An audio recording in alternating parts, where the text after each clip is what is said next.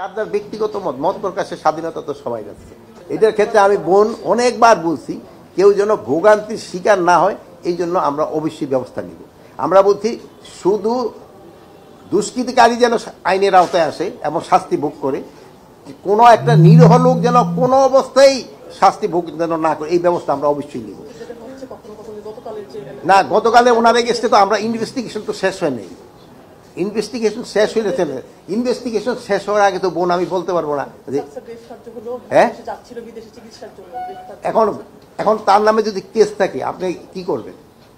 আপনি তো আবার যদি ছেড়ে দিলে আবার আপনি কিন্তু বোন বলবেন স্যার আপনি ছেড়ে দিচ্ছেন অমুকের কারে, তার ওনার এগেন্স্টে কোনো কেস নেই, তার এগেন্স্টে কোনো কেস ছিল না। বিষয় কেস থাকলে যদি আমার বিদেশ যাত্রা নিষেধ না থাকে তাহলে কেন আমরা আমাকে আটকাবে? বিদেশ যাত্রা নিষেধ আছে কিনা একটা পলিসি আছে, ওই পলিসির মধ্যে যেটা যারা পড়ে তাদের